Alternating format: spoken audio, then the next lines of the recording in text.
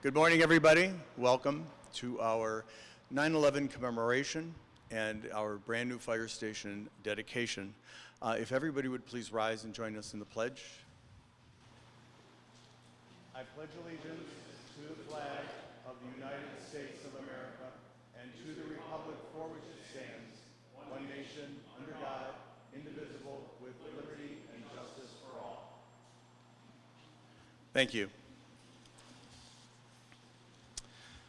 September 11th, 2001 is a day in history when all those who went through it remembers exactly where they were and what they were doing when they first heard the terrible news. The 9/11 attacks on American soil marked the darkest day as a result of terrorism in U.S. history. While 2021 has been challenging on many fronts, including the continuing impacts of the COVID-19 pandemic on all of us, the civil unrest that cities across our country have been grappling with, and the ineffective meanderings of politicians, today is a day that all Americans should stand together and remember the tragic events that occurred 20 years ago today. The names of those lost will be remembered by the surviving friends, co-workers, and families, the spouses, fathers, mothers, sisters, brothers, and children. For them, the words we will never forget ring the loudest. For them, this date calls greater pain to mind than the rest of us can imagine. For them and for those who so needlessly perished, we cannot, should not, must not ever forget. American Airlines Flight 11 en route to Los Angeles from Boston was hijacked by terrorists and crashed into the World Trade Center's North Tower at 8:46 a.m. United Airlines Flight 175 en route to Los Angeles from Boston was hijacked by terrorists and crashed into the World Trade Center's South Tower at 9:03 a.m. American Airlines Flight 77 en route to Los Angeles from Washington, D.C. was hijacked by terrorists and crashed into the Pentagon at 9:37 a.m. United Airlines Flight 93 en route to San Francisco from Newark was hijacked by terrorists and crashed into the ground in Shanksville, Pennsylvania at 10:03 a.m. Passengers on the plane fought with the terrorists, causing the terrorists to crash the plane prior to meeting its final suspected target in Washington, D.C. The South Tower collapsed at 9:59 a.m. after burning for 56 minutes.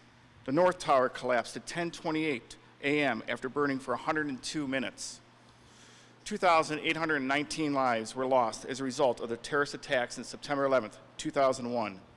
Those deaths include 343 FDNY firefighters and paramedics, 23 NYPD police officers, 37 Port Authority police officers, 8 private emergency medical technicians and paramedics. Thousands of first responders suffer various illnesses to this day from their response to the event on September 11th, and hundreds have lost their lives from those illnesses. Throughout most of history, the life of a firefighter has been closely associated with the ringing of a bell. As firefighters began their tour of duty, it was the bell that started the shift. Throughout the day and night, each alarm was sounded by a bell, which called the firefighters to duty and to place their lives in jeopardy for the good of his fellow man. And when a firefighter has made the ultimate sacrifice and died in the service to others, the striking of 4 fives was completed. In honor and remember all first responders with the signal of 5, 5, 5, 5 for their ultimate sacrifice to save others on September 11th, 2001, followed by a brief moment of silence. 5, 5, 5, 5.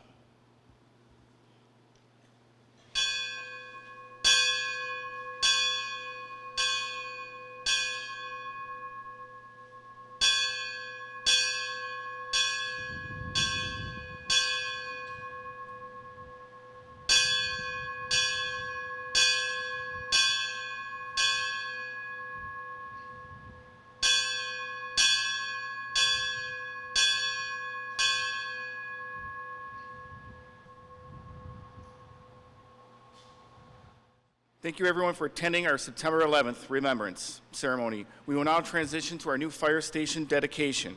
My name is Mike Carroll and I am the fire chief of the Lyndhurst Fire Department. I would like to start out by acknowledging our elected officials present this morning, the mayor, of course, Councilman Price, and I don't know if I see anyone else. So thank you for attending. Again, thank you for attending our ceremony this morning. While our ceremony is somewhat limited due to COVID, it is great excitement that we are finally able to conduct our fire station dedication. Our first speaker will be our Lyndhurst Mayor, Patrick Ward.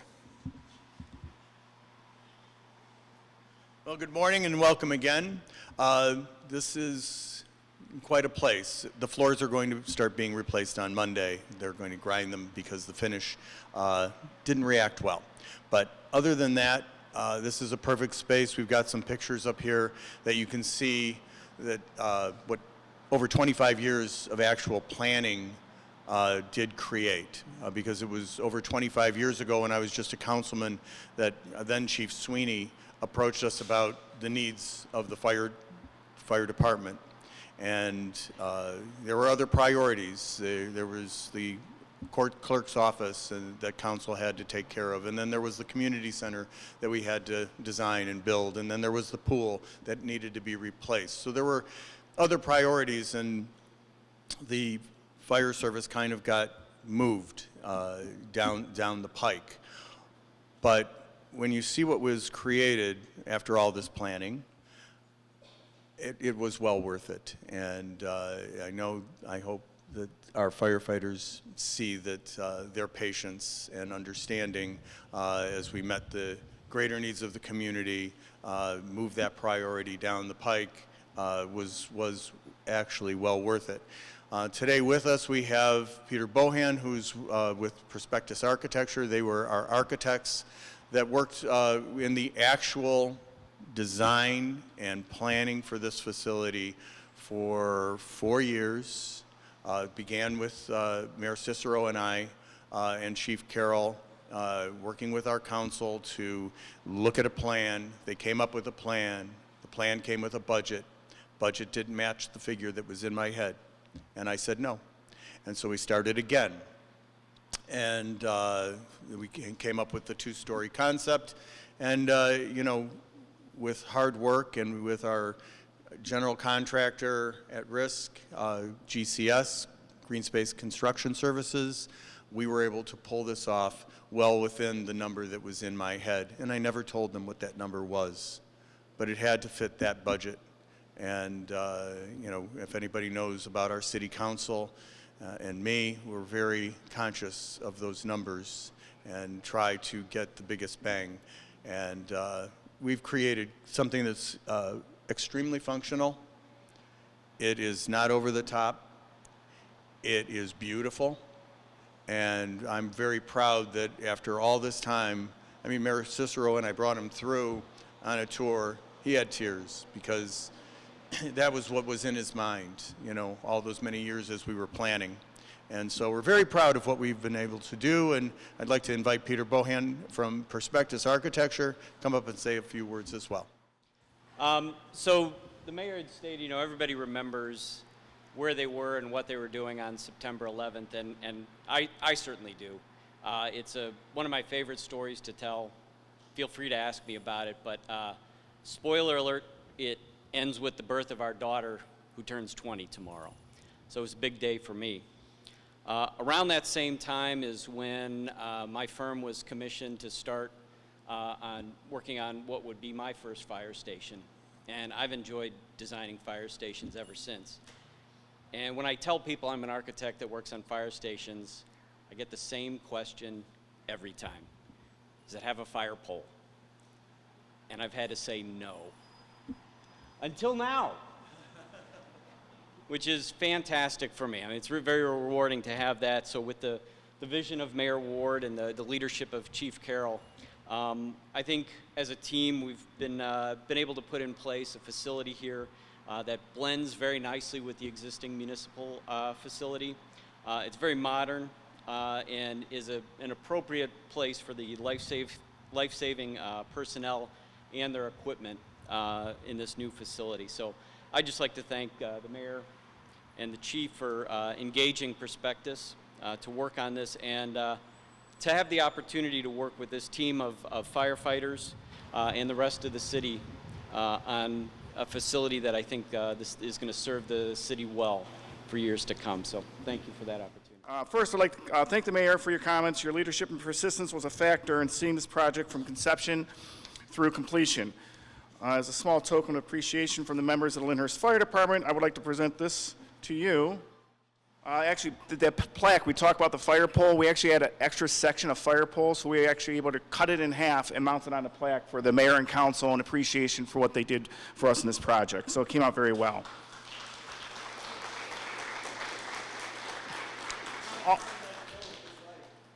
Also, thank you, Peter. Between yourself and David Urbanski, from Perspectives, your vision and design of the fire station is something that fits perfectly with the existing City Hall complex. It was very important to the mayor and council that whatever is built here matched the existing facility. I think you guys did an excellent job with that. Additionally, the state-of-the-art facility will support our emergency response services for decades to come. As a sign of our appreciation from the team at Perspectives, we would like to thank you also with a plaque from the fire department.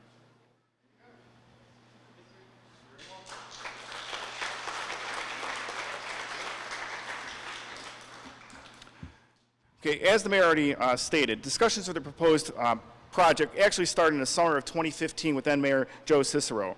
A fire station needs assessment was completed to identify current shortcomings of the existing facility and to identify if a remodel or a new construction should be completed.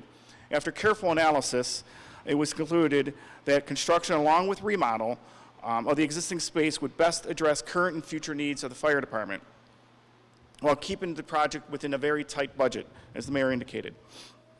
It took the next 4 years to design, plan, and come up with the funding for the project, which City Council formally approved in April of 2019. It goes without saying that this project was challenging in many aspects. During the early design process, one of the first issues that had to be addressed is how the fire department would maintain 24/7 operations during construction, without negatively impacting service delivery. Many options were considered, with the best option being identified as putting up a 40-foot by 40-foot tent, affectionately called the Big Top. Given the construction would carry through winter, heating of the tent was necessary to prevent freezing of supplies, water tanks of the apparatus, and medical drugs. Once the apparatus was moved into the tent, a temporary kitchen was built to allow the department to continue to function properly. One of the sleeping dorms was converted to a small kitchen and dining area, and we used the existing old kitchen cabinets in that space. Additional construction needs required relocation of a day room and training room in the duty office. These two requirements led to all duty officers being moved into the fire chief's office along with a dorm bed. In addition, the fire prevention office had a bed moved into his office. The previous living space that we had, which was already tight, was reduced by half during the construction process. Demolition began in the summer of 2019 for phase 1 of the project, which was the major portion of the total project. Members of the department adjusted to the cozier living and working arrangements as best as possible. Shift personnel had to deal with many challenges during construction. Part of the apparatus tent blew off during a rainstorm in October of 2019. Several roof leaks started during the late fall winter that required the crews to hang IV tubing direct water away from beds and personal belongings. Due to the weather, we were unable to do any significant repairs at that time. Then COVID hit in early 2020. Our department could not safely function with the existing living space as described earlier. Social distancing requirements required the department to move 3 members to the community center while 3 stayed at the existing living space. Our temporary Station 2 at the community center was used until late June 2020 when the living portion of the new station was complete enough to allow for safe social distancing. While shift members were glad to be functioning once again out of a single location, they had to contend with continuous construction living in an office area for several more weeks. The fire pole was placed in service on Thursday, June 25th, 2020. The first shift meal on the new fire station kitchen table occurred on Monday, July 2020. The first response to a working structure fire out of the new fire station by Lyndhurst firefighters occurred on Saturday, August 1st, 2020. Phase 2 began in August 2020, which included remodel of the old living space of the fire department into the new Lyndhurst Training Center and the City of Lyndhurst Fitness Center. All major work for the project was completed in the spring of 2021. Some of the new features of the fire station include designated clean or designated clean, which is the second floor living space of the area, and dirty areas, which is considered the first floor, mainly to separate carcinogens or any contaminants from where we live and work daily. All new fire stations are designed in this fashion to decrease any kind of exposure, unneeded exposure to the fire crews while working. The red or the dirty areas of the fire station include separate turnout gear room with negative air ventilation, so that there is constant exhaust of air that may contain carcinogens off-gassing from our turnout gear. An EMS equipment and storage room. Training features built into the apparatus bay mezzanine and second floor story training balcony, which you can see some of the pictures on the photo up above, and you can also see them up above here behind me. A state-of-the-art Lyndhurst training center that could be used for an EOC for large-scale incidents if needed. A new fitness center for employees of the city to use. An SCBA clean room and to service our fire department air packs. The room also contains a decontamination shower if needed for our turnout gear. The green, otherwise known the clean area of the fire station, is on the second floor. We have 8 separate dorms for shift members to use while on duty. Each on-duty member has their own dorm and their own locker within their dorm. This actually worked very well during COVID because it allowed us to social distance. There's many departments in our area that didn't have that ability, and they either set up temporary tents or other kind of makeshift options to separate their crews. For us, it worked pretty well, very well. We have 5 bathrooms with showers. Our old fire station only had 1 shower for the 6 crew members that work in the male locker room and then 1 in the female locker room. We have a locker hall instead of an individual lockers for male and female firefighters. It's gender neutral. It's more flexible based on the number of female or male members on the department. Actually, it better accommodates LGBTQ as well. Common office area. We have a common office area for the shift officers in lieu of individual office spaces. Again, it just allows for better collaboration and working with the officers alongside each other. We have a fire department conference area with remote learning capabilities. We have our kitchen and day room, which is also can be depicted in the photo above. This is the mayor's favorite room. His hand is all over it. We have ample kitchen storage and eating areas. Crews were able to actually socially distance properly because due to the size of the kitchen, it worked out very well. It is actually, as mentioned before, lastly and most importantly, a fire pole leading from the second floor down to the first floor for a quick response to the emergency apparatus. It should be noted that I was actually the first one down the pole. I was a little nervous, to say the least. My hands were a little sweaty, and there's a video of me squeaking all the way down the pole. So it's kind of, but it was fun nonetheless. The new fire station facility is something that the fire department, the city, and the city of Lyndhurst residents should be proud of. The mayor and city council were very supportive during this entire project. The curveball of COVID-19 is well accommodated by the new facility and allowing crews to safely work in a single building. The new facility addressed some of our shortcomings of the old station while at the same time being flexible for the future. I cannot say enough about the members that work at the Lyndhurst Fire Department. Every member worked tirelessly during the entire project, assisting wherever asked and whenever asked. I want to especially thank Captain Ryan Prokop and Captain Nick Martin as they assisted with many aspects of the station during the project, which greatly assisted me. Lyndhurst Firefighters Local 1676 was also very supportive and proudly assisted as needed throughout this project. The tradition of the fire service is long and storied. As you can see on the photo board, fire department members pushed our ladder truck into the station, which is one of the traditions of a new station when first opened. Another tradition of the fire service when dedicated to a new facility is uncoupling of a fire hose in lieu of ribbon cutting. In front of us today are 2 sections of fire hose. One section of hose is old rubber-lined, double-jacketed hose. This type of hose was used early in the fire service and has been used to extinguish countless fires in its service life. This hose represents the history of the Lyndhurst Fire Department and all those who have served the city in the past. Senior members of the department may have used this hose, and also these senior members pass along the stories, their traditions, and sage advice to the new members of the fire department. Firefighter paramedic Tony Iosu will be holding the end of this hose as he has served the City of Lyndhurst Fire Department for over 25 years. The other section of the hose is a new lightweight single-jacketed polyvinyl lined hose. This hose represents the future of the department and the progress made from the past through innovation, technology, and tactics. Firefighter paramedic John Coleman will be holding this section of hose. He has just under 6 months on the job. Firefighter Coleman represents the future of the fire department and will work his entire career in the new station, whereas firefighter Iosu worked in the old station the vast majority of his career. The uncoupling of the hose represents the past moving into the future. From the old station into the new station, the past will never be forgotten, and the future is bright.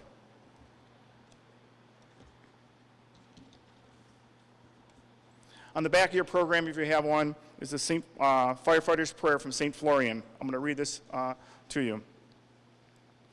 O Almighty God, whose great power and eternal wisdom embraces the universe, watch over all firefighters. Protect them from harm in the performance of their duty to fight fire, save lives, and preserve property. We pray, help them keep our homes and our buildings safe day and night. We recommend them to your loving care because of their duty is dangerous. Grant them your unending strength and courage in their daily assignments. Dear God, protect these brave persons. Protect them, almighty protection. Unite them safely. Their families and duty has ended. Amen. And the accompany of the fire hose has occurred. Thank you. Thank you, everyone, for coming. Lieutenant Maynard is going to prop open the door if you want to look up the fire pole. Trust me, when you get to look from the top down, it is a very, very different view. I would not want to slide down it, and no, this did not happen from sliding down the pole. So thank you for attending today. Thank you, too, and Ross, for coming from Green Space Construction Services. Everybody that was involved in this project worked as a team. And, you know, we've had visitors. One of the chiefs from another city came to visit Chief Carroll and said, you know, I just came up here and just realized this is the new part. It didn't look like it from outside, which is exactly what I and our city council wanted. We wanted, you know, our city hall is our city hall. It is our statement.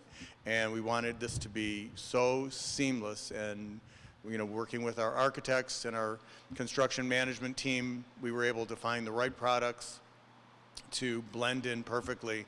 Now I just have to dress up the other side a little bit. So we'll continue on. So thank you again for everyone for coming. Please join us for home day today. It's a gorgeous day. I think we're going to have a wonderful evening with great entertainment.